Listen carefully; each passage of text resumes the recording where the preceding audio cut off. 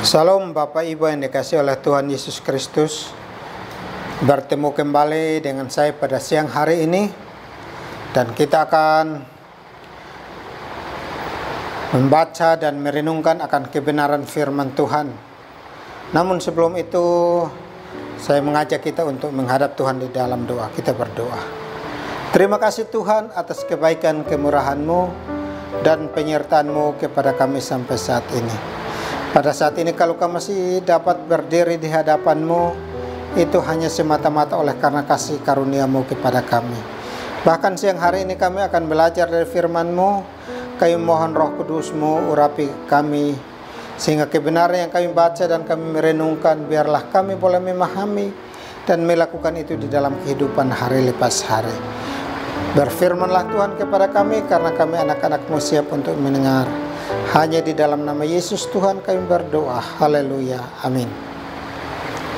Bapak Ibu, saudara-saudara yang dikasihi oleh Tuhan Yesus, pada siang hari ini kita akan membaca dari Injil Lukas pasal 24 ayat 50 sampai 53. Lalu Yesus membawa mereka keluar kota sampai dekat Betania.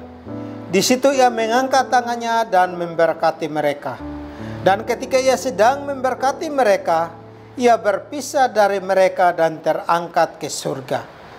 Mereka sujud menyembah kepadanya, lalu mereka pulang ke Yerusalem dengan sangat bersukacita.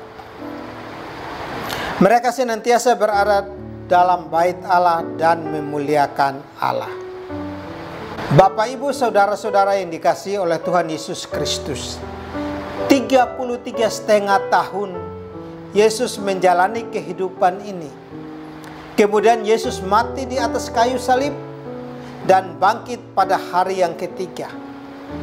40 hari lamanya Yesus bersama murid-muridnya. Kemudian itu Yesus naik ke surga.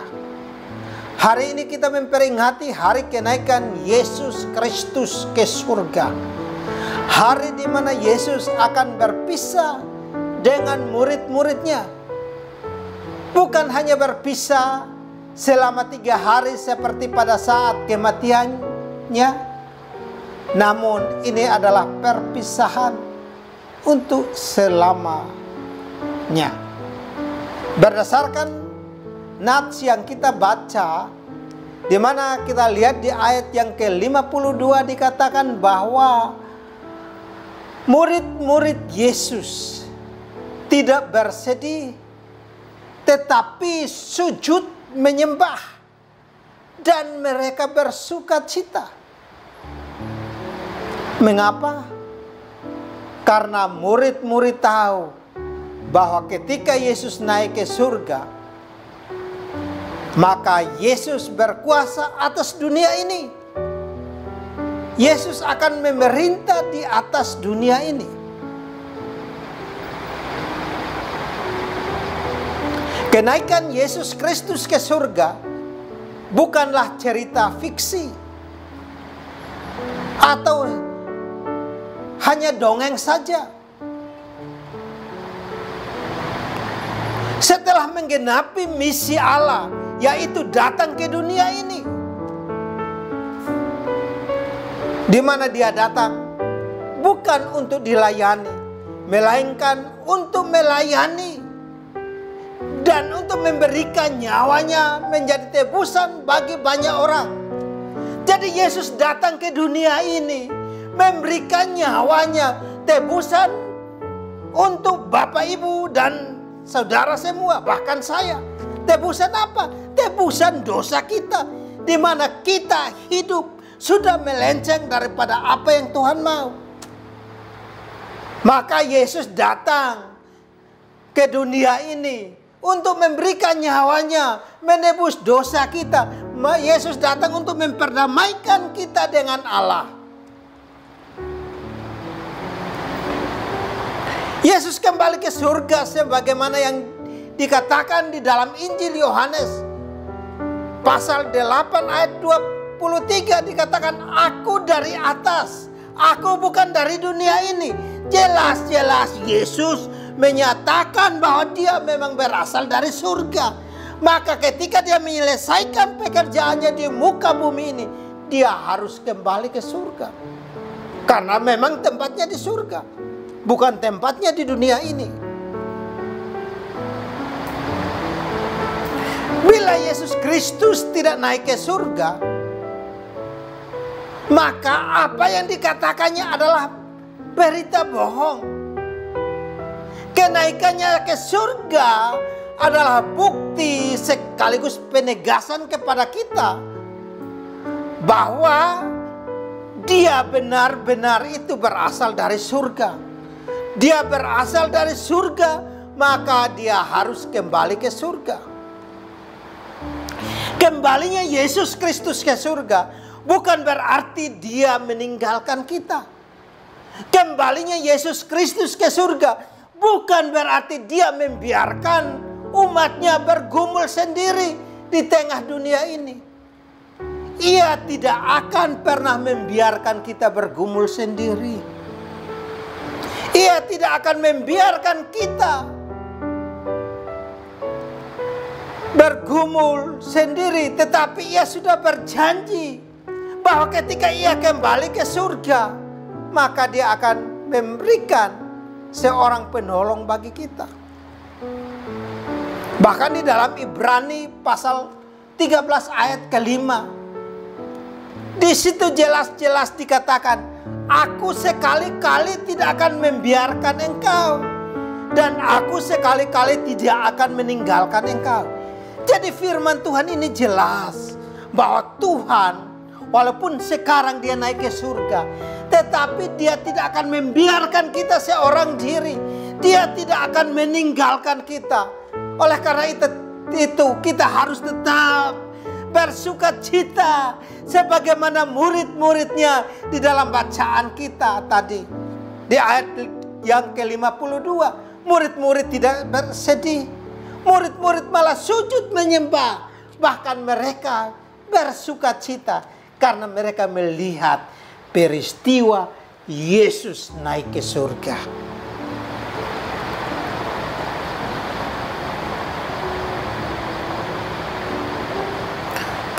Bahkan Yesus pun berkata bahwa adalah lebih baik berguna bagi kamu jika aku pergi. Sebab jika aku tidak pergi, penghibur itu tidak akan datang kepadamu. Jadi ini jelas bahwa dia harus pergi supaya dia mengirim penghibur kepada kita. Jadi Yesus pergi supaya penghibur itu datang kepada kita. Ia akan mengutus dia kepada umatnya. Tuhan memberikan Roh Kudus kepada kita. Dia yang akan mengajarkan segala sesuatu kepada kita. Bahkan dia akan mengingatkan kita akan semua yang telah Yesus katakan. Jadi kita, untuk lebih jelasnya kita baca di dalam Injil Yohanes pasal 14 ayat 26. Di situ dikatakan, dialah yang akan mengajarkan segala sesuatu kepadamu dan akan mengingatkan kamu akan semua yang telah kukatakan kepadamu. Jadi kuasa Roh Kudus akan menyertai kita. Kuasa Roh Kudus itu akan menguatkan kita. Kuasa Roh Kudus itu yang akan menuntun kita. Bahkan kuasa Roh Kudus itu yang akan menopang kita. Dan kuasa Roh Kudus itu akan menolong kita di dalam segala hal. Oleh karena itu kita jangan khawatir atau jangan bersedih. Karena saat ini Yesus sudah terangkat ke surga. Nah, kita harus tanggapi dengan sukacita. Bahwa walau dia sudah pergi ke surga, tetapi dia akan mengutus penolong kepada kita. Jadi Yesus ke surga juga untuk menyediakan tempat bagi kita. Kalau kita baca di dalam Injil Yohanes pasal 14 ayat yang ketiga, di situ dikatakan, dan apabila aku telah pergi ke situ dan telah menyediakan tempat bagimu, aku akan datang kembali dan membawa kamu ke tempatku, supaya di tempat di mana aku berada, kamu pun berada. Jadi jelas bahwa dia ke sana, dia naik ke surga, menyediakan tempat bagi kita. Supaya pada saat tempat itu sudah tersedia, dia akan menjemput kita. Dan kita akan tinggal bersama-sama dengan dia. Pada saatnya kita akan tinggal bersama dengan Yesus di surga. Oleh karena itu, jangan khawatir, jangan ragu, jangan sedih. Tetapi kita harus tetap percaya kepada firman Tuhan. Firman Tuhan itu ya dan amin. Firman Tuhan itu akan digenapi tepat pada waktunya. Jadi lewat momen kenaikan Yesus ke surga, kita harus ingat bahwa kenaikan Yesus itu bukan hanya cerita fiksi atau hanya dongeng. Dan juga lewat momen kenaikan Yesus ke surga, maka Roh Kudus akan datang ke dunia untuk menolong kita.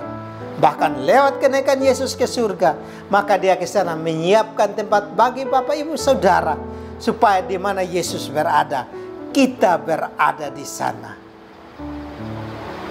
Demikian firman Tuhan pada siang hari ini. Saya berdoa dari tempat ini, biarlah kita menjadi pribadi-pribadi yang melakukan akan kebenaran firman Tuhan. Dan biarlah firman Tuhan itu hidup di dalam hidup kita, supaya kita menjadi pribadi yang berpengharapan di dalam Yesus Kristus.